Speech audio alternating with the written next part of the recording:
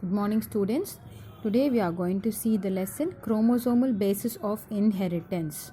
In this lesson, we are going to learn the chromosomal theory and the linkage map, the sex determination, and how we are going to calculate the recombination frequency. Recombination is nothing but apart from the parental one, we are going to get the non-parental one also. That is nothing but the recombination.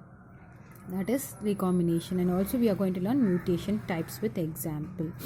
Okay, first one is the chromosomal theory of inheritance. Next we are going to see the histories behind and who are the scientists, name of the scientists, and the linkage that we are going to see in the fruit fly, the crossing over.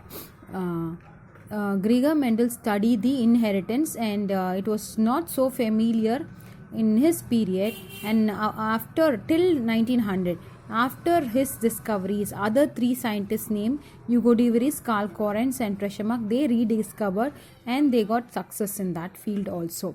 And they discovered that in eukaryotic cells, worm-shaped structures, and the worm-shaped structures formed during cell divisions are called chromosomes. They are nothing but the chromosomes. What are chromosomes? In eukaryotic cells, the worm-shaped structures that are formed during the cell divisions are called as chromosomes. The colored body is visualized by staining. You can see this by staining the chromosomes. Okay, an organism which processes the two pairs, if consists of two basic sets of chromosomes, they are called as diploid.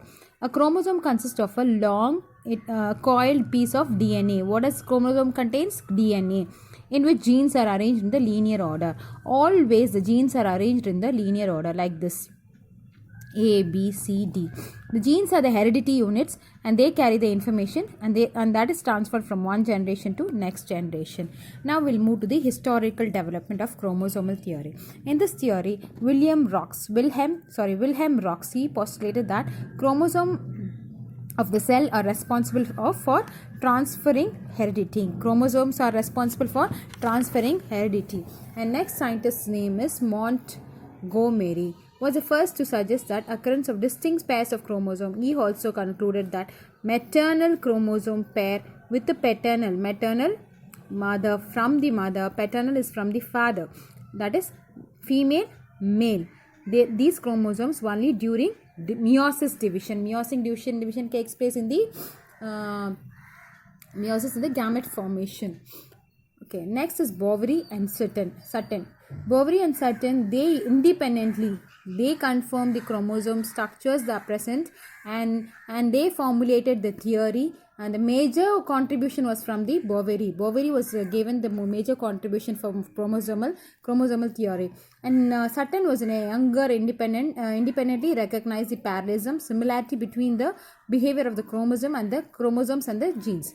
Sutton and Boveri independently proposed chromosomal theory of inheritance. Sutton united the knowledge of chromosomal segregation with Mendelian, and he proposed the chromosomal theory of inheritance.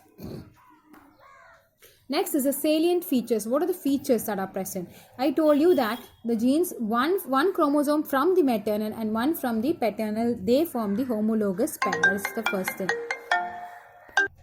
They form the first pair. These two chromosomes constitute the homologous pair. Not the first pair, that's the constitute the homologous pair. Chromosome retain their structural uniqueness throughout the life cycle of organism. They will be unique throughout the life cycle, and each chromosome varies, and they have carry specific determinants of Mendelian factors which are termed as genes. The behavior of the chromosome during the gamete formation provides that genes or the factors are located on the chromosomes. Based on the behavior, they confirm that genes are present on the chromosome. That's it about the salient features. Salient features are 4 points, and then now we go to the support. What is the support for the theory? And one more scientist named Thomas Hunt Morgan. Thomas Hunt Morgan is a scientist. He studied on the fruit fly, Drosophila melanogaster. The fruit fly has completed the life cycle within 2 weeks. So he chose that fruit fly to do the experiment. The alleles, the genes for the red or the white eye color are present on the X chromosome. In the X chromosome, red eye and the white color chromosomes are alleles are present, but there is no counterpart for the on the Y. But Y genes, Y chromosome will not have any counterpart. Okay, X will have the genes alleles for the red or white eye. So they are going to choose the X chromosome, and the counterpart for that one X will not be there. Instead, it will be Y. Y will not have any allele. The females have two alleles, that is known XX, whereas the males will have X and Y. Okay, so this is studied as a sex linkage, or this study strongly supports the idea that the genes are located on the chromosomes. The linked genes connected together on the sex chromosome, it's called a sex linkage. The genes that are present on the sex chromosomes are called as sex link. So we are going to cross. So I am doing it separately. See, XX with XY. Red-eyed fly with white-eyed, these are red-eyed female, in short form, white-eyed male. When the cross is done, this will produce eggs and this will produce sperms. In F1 generation, what we will get is 2 X gamete, X gamete, X and Y gamete. Okay, so you are going to multiply.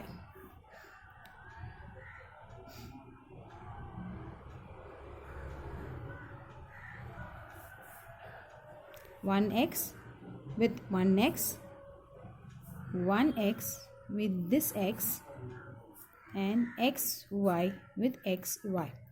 All are with, in F1 generation, all are with red eye. Xs represents female, here red eyed male. Always remember that X and X represents female, X and Y represents male. So here the two generation progeny are red-eyed female Drosophila melanogaster, and here red-eyed male Drosophila melanogaster. Okay, now the cross is done with this two. When this is done, what happens? Because one is red-eyed female and one is red-eyed male. Okay, when the cross is done, the next generation, what we are going to get is again XX, XX, XY, XY.